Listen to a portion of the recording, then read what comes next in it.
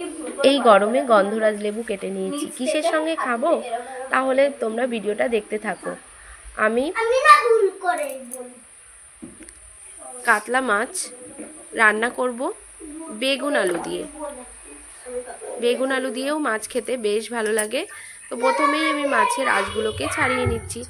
বাজার থেকে ছাড়িয়ে দেয় ঠিকই, কিন্তু তবুও আঁশ থেকেই যায়।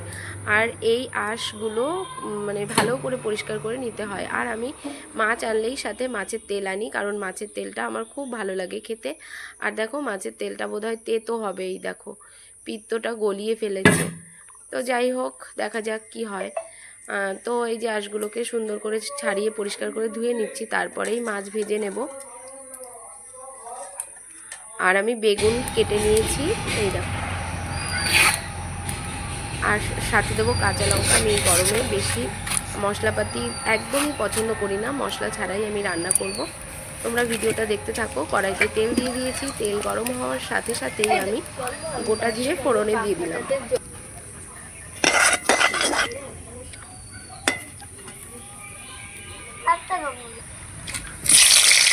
এক এক করে বেগুনগুলো ছেড়ে দিচ্ছি। তারপরে স্বাদ মতো নুন দিয়ে দিলাম। আবার একটু নাড়িয়ে নেব। তারপরেই দেব হলুদ গুঁড়ো। এই যে আমি গরমে একদম সাদামাটা রান্না করি।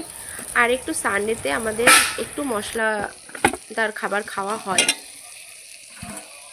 ওই দিনটাই আর কি মশলা খাওয়া হয়। আর অন্য দিন কিন্তু আমি তেমন একটা মশলা ইউজ করি না, যতটা অ্যাভয়েড করে চলা যায় আর কি গরমের সময়টায়। শীতকালে আবার ঠিক আছে, অসুবিধা নেই কোনো।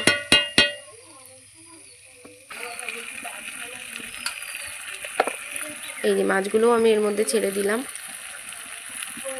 ভালো করে নাড়িয়ে নিয়ে তারপরেই আমি এর মধ্যে জল ঢেলে দিলাম ঝোলের জন্য।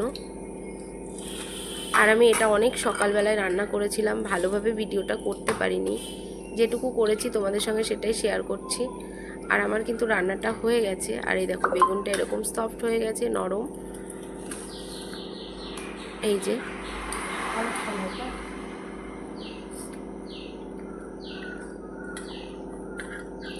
হালকা ঝোল রেখেছি, মানে মাছের ঝোলটা আমি পাতলা করেই করেছি আর কি। তো তোমরা কারা কারা বেগুন দিয়ে মাছ খেতে পছন্দ করো কমেন্টে জানিও বন্ধুরা। আমার ভালো লাগে। আর রেসিপিটা কেমন লাগলো তোমরা অবশ্যই কমেন্ট করে জানিও। বাই, সবাই ভালো।